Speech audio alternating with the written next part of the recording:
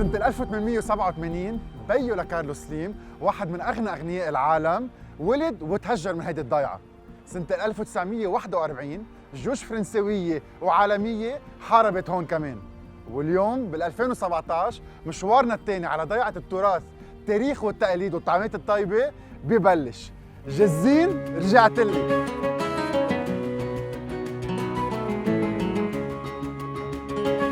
جزين اشتهرت بأكثر من تراث، وبيناتهم هالسوق القديم اللي بفرجيكم جو الضيعة، بس كله بميل وترويتي المفضلة بميل. منقوشة الزعتر شو بدها؟ بدها زعتر. رح اطلع عند فيفي اسناول الزعترات وكفي على الفرن.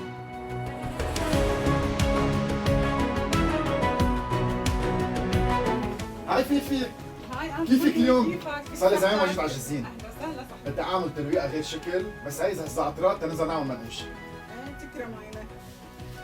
هي زعتر بتاخده معك على بيروت وبعطيك خلطة بتعمل فيها لأنه بدهم زيت. عظيم. بتعمل فيها دغري. يلا باخذ الخلطة جاهزة. ايه. اوكي، هي خلطة الزعتر. الخلطة الزعتر شو فيها؟ فيها زعتر وسماق وسمسم وزيت. حلو لونه. أنا أمنت حالي، هون هن الزعترات نازل على الفرن. اوكي، ألف صحتين. وهيدا لبيروت. ميرسي، باي.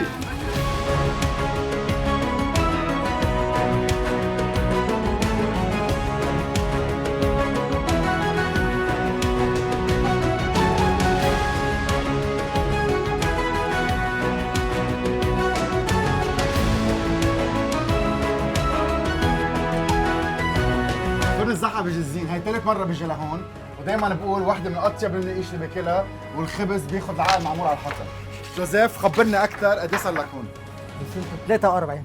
من 43 جدك بيك وهلا أنت. ايوه الناس تقف بالصف، أي ساعة بتفتح؟ 3 3 على بكرة لحديت 3 بعد الظهر. 3 بعد الظهر. والناس بتجي من بيروت من آخر الدنيا تاخذ ربطة الخبز، اللي هو خبز سميك وغير حيلا خبز أكلينا قبل. نعمل زعتر؟ ايه خلاص. يلا منقوشة زعتر قبل ما نكفي الطريق.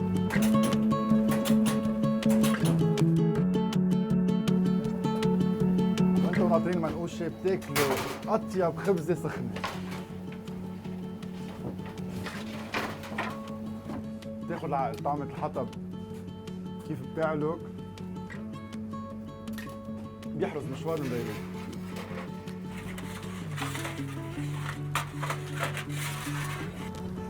أكيد خبز للكل، للعائلة للأصحاب، لأنه خبزاته ما بيتفوتوا. وصار وقت المنقوشة. خليني أخبركم قصة منقوشة الزحمة. أول شيء هي منقوشة مثل ما يكون عم تاكلوا رغيف خبز، كتير طرية. قرشة على الأطراف، طرية من جوا، تحط الضحكة على الوجه.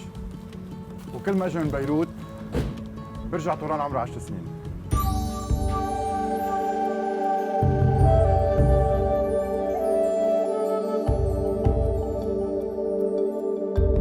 هيدي المعصرة يلي مؤسسة سنة 1933 من أيام جدي، يلي مع الوقت تطورت سنة ورا سنة عم تتطور، نعتبرها اليوم من أهم معاصر بلبنان.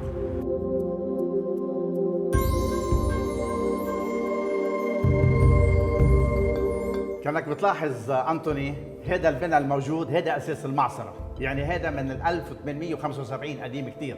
مشان هيك المعصرة من أساسها بلشت هون.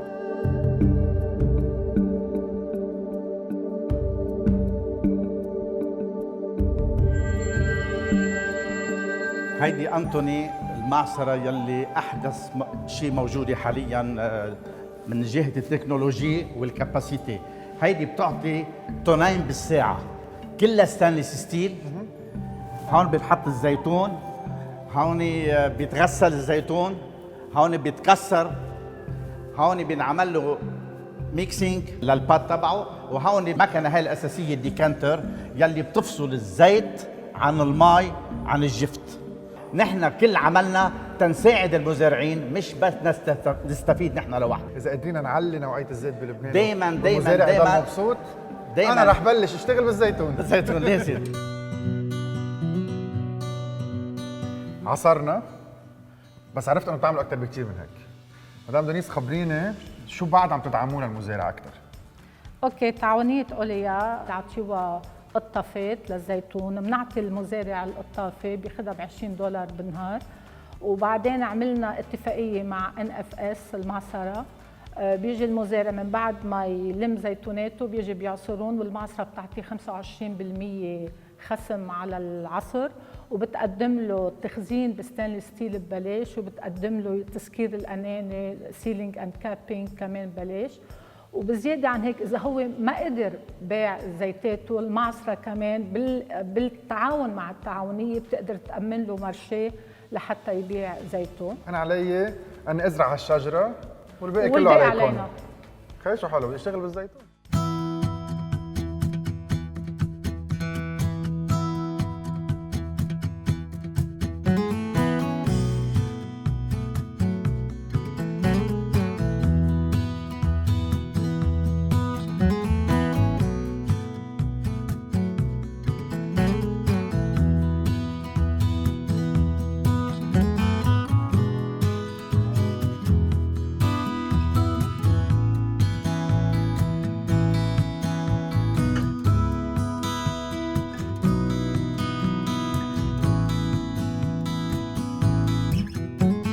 سنة 1889 انبنى هذا القصر، أول بيت بجزين فيكم تشوفوا أول ما توصلوا على اليمين حد البلدية، قناطره الحلوة ما بتضيع، هو بيت مارون بيت كنعان يلي هو واحد من رجال الاستقلال.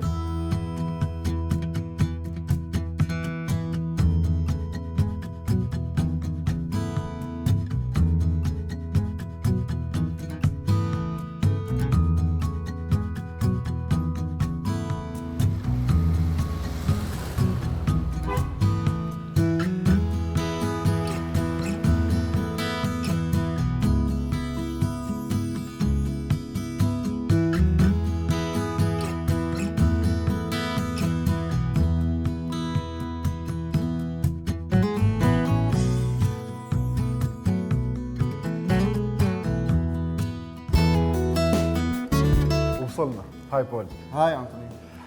بعرف سيزوبيل، طلعت لعندكم مرتين على صحيح، ريحانة. نحن كثير استفدنا لك واشتقنا لك. وبوقتها كنت تقول لي دايما غراضنا بينعملوا بجزين، دوقتني صح. كل البروجي وقلت لي بجزين. صح. كنت منتظر اشوف مطبخ صغير بس مش شيء هالقد كبير. وصار في كثير تغييرات وعملنا كثير امبروفمنت. اليوم رح ندوق كثير اشياء طيبه، اول شيء بدنا نبلش بمربى البوسفير، هلا عم ينشغل وبتشوفوا دغري لايف، خلينا نشوف. يلا.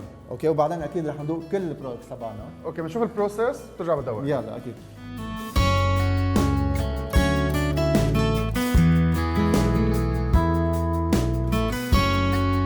مرحبا، كيفكم؟ ماشي الحال؟ اوكي، مثل ما بتشوف هون انطوني عم نبرش البوسفير البول دورانج. اوكي، بنقطعه لشقف، بنرجع بنسلقه وبنحطه بالسكر، اكيد عندنا طريقتنا ما رح نخبركم اياها. هذا البرودكت صار هاي ستاندرد، يعني اذا بدك بطل بس لانه العالم عم تشتريه لانه عم تدعم مؤسسات خيريه. اوكي، صار هذا البرودوي موجود بكاليتي كثير منيحه بالسوق. اوكي، ما في مواد حافظه، بهدي اكيد سنه او سنه ونص حسب البرودوي شو هو. اوكي، ونحن عملنا امبروفمنت مش بس لانه هيك، كانه كمان اجانا من جهات مانحه، مكانات هلا بتشوفهم طورنا فيهم البرودوي تبعنا، بس بقي كمان بقي مونه بيتيه جبليه لبنانيه اصليه. اهم شغله بدي اقولها انه اليوم نحن كنا نشتري يمكن من عند سيزوبيل او من عند حيلا جمعيه اغراض تنقول عم نشجعهم، هي اكثر بكثير من هيك. المكانات اللي عم نشوفهم هون في منهم باكبر المعامل بالعالم، اكيد اشتروا لبناني، كيلو لبناني رح تشجعوهم لانه بيعيشوا من وراهم، بس فيكم طمنوا بالكم انه اطيب اكل رح تاكلوه. صحيح، خلينا نروح ندوق. يلا.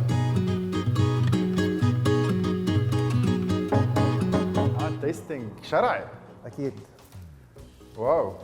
بتتذكر سنه الماضيه دقتهم كلهم تقريبا. بتذكر لبنه كانت عظيمه، كبيس الخيار اخوات، مربيات والباكجينج تبعهم، واللي ما بيعرف الماركه تبعكم اسمها جي. جاهزه ما صرنا. اوكي. محضرين الصينيه كلها. ميرسي، ثانك يو بيير. هول مناقيش عصاج. حسيت حالي شيف بمطبخ. وطبخه اليوم هول مناقيش عصاج معمولين بكل البرودكتس تبعنا، اكيد كشك من عنا، زعتر من عنا، واللبنه من عنا. يلا خلينا ندوق. مندوق. عم بحسن ما جابت. بهالوقت عم افتح لبنه تاني كلها مع الزعتر.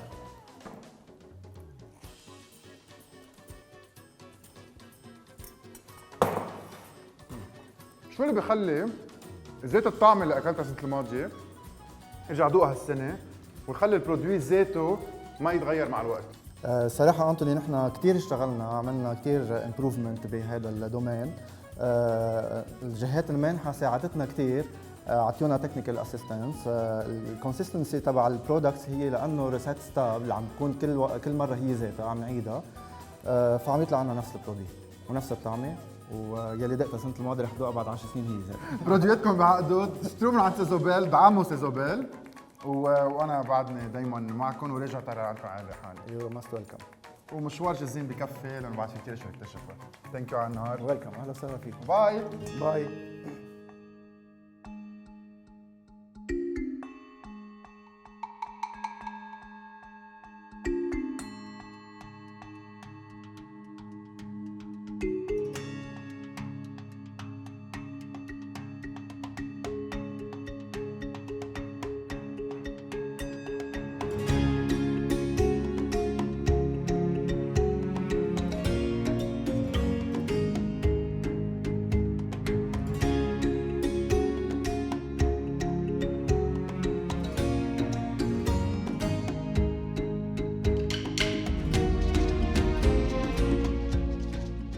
زمن تكنولوجيا، انترنت، تليفونات، بس بعده الكتاب احساسه غير وكتير مهم. 6000 ليره. بتعرفوا شو فيكم تعملوا ب 6000 ليره؟ 6 اشهر اشتراك تقروا قد ما بدكم كتب بالمكتبه العامه تبع انطون غطاس كرم بجزين. بعد في مكاتب عامه والكتاب كتير مهم. قروا اكثر.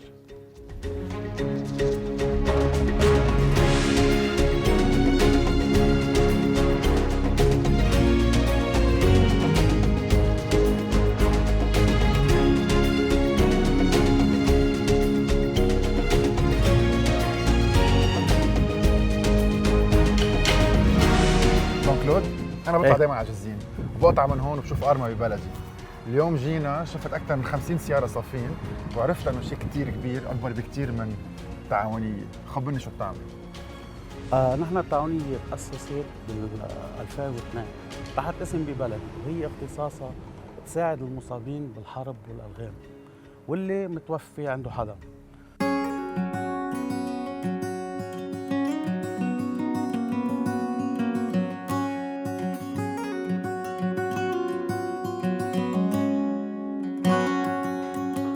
جون كلود، انا رح احضر البيض، هالبيض يلي باخذ منه عبايتي، يلي البلد كله بيحكي فيه، وانت رح تخبرني عن ببلدي شو بيعمل.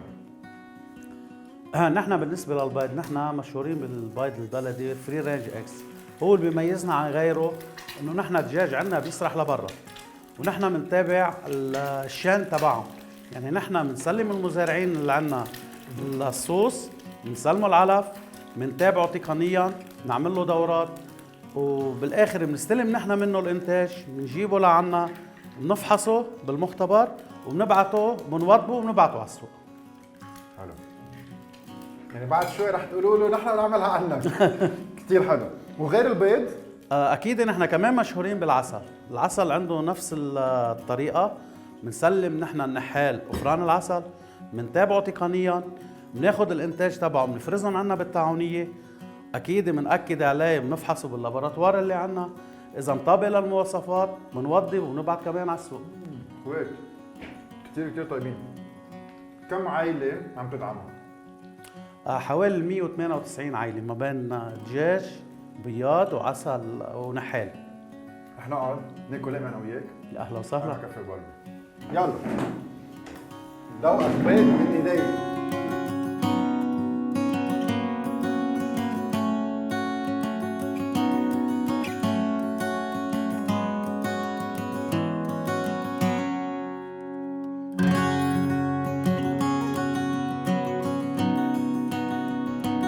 ابو راشد، رحيم، عون وحداد، 4 عيال اشتهرت بالانتاج الحرفي الجزينه. مين ما بيعرف طير الفينيك على السكين، هالطير يلي اخذ من جسمه تيطعم اولاده. اكيد كل بيت لبناني لازم يكون عنده واحد من هالسكاكين.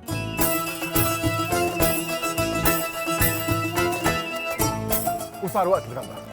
قاعده على الشلال عند مطعم الشلال، قاعده لبنانيه اشتغلت.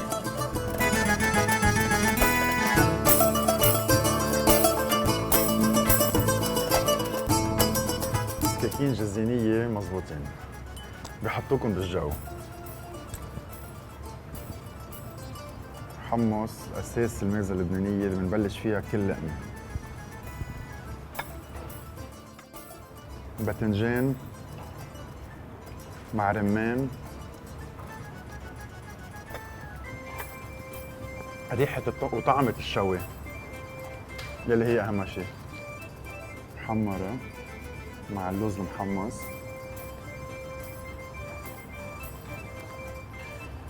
حريتها لذيذين خفيفة.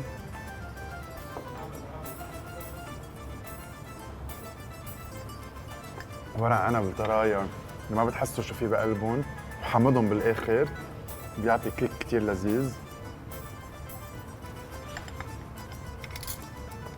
واكيد تبول. بعد في اشي عم تجي.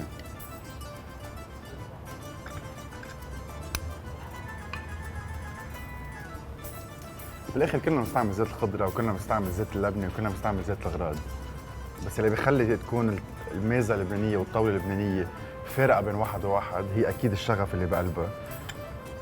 هالكلمه اللي اسمها نفس اللي يمكن نحن كلبنانيه اخترعناها، هي واحد بحسها بكل لقمه، وهي اللي بتعطي لقمه طيبه. وهيدا لقمه بعد هالنهار فعلا كتير لذيذه.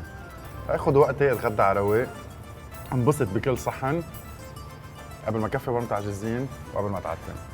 شو حلو الطقس. روعة. كيس كون كيس جزين كيس لبنان.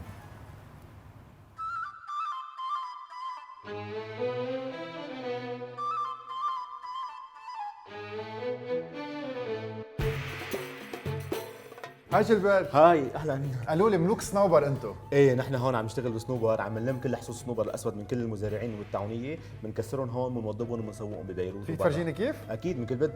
تفضل. يلا.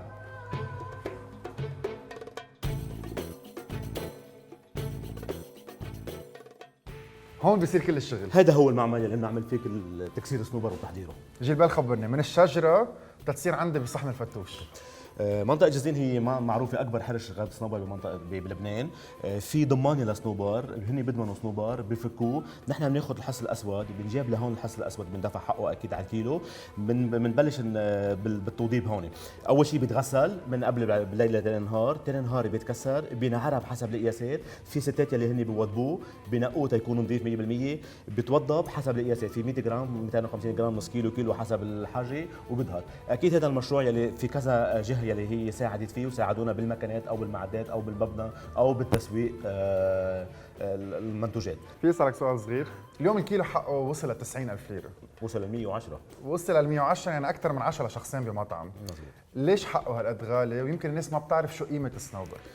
صنوبر بياخذ كثير وقت وكثير شغل وكثير ريسك، يعني الناس اللي عم تعربش على الشجره لحتى تحول صنوبر في ريسك كثير توقع، وكل سنه بصير في عندنا اكثر من اكسيدون لناس بتوقع، يا بتموت يا بتنعطب يا بصير شيء، وبعدين بياخذ كثير شغل. ببلش الموسم من شهر 11 تيطلع القلب، ما بيطلع قبل شهر 7. اليوم الصنوبر موجود على طاولتنا اللبنانيه، بتفوت على ميزه بمطعم يمكن 50% من الصحون فيها صنوبر، وبناكل صنوبر بكل البيوت. الصنوبر اللي كان ناكله من 10 سنين هو ذاته صنوبر بناكله اليوم؟ لا مش هو ذاته، تطورت هالصناعه كثير، صار في ماكينات كثير احدث، ستانلس ستيل بتعطي نوعيه اجود، وصار عم ينباع بكميات جراماج صغار، قبل كان ينباع يمكن بس بالكيلو، هلا بينباع بال 50 جرام، بال 100 جرام، بالنص كيلو، بالكيلو حسب الحاجه. وطبخه الليله حمص مع لحمه راس عصفور وصنوبر.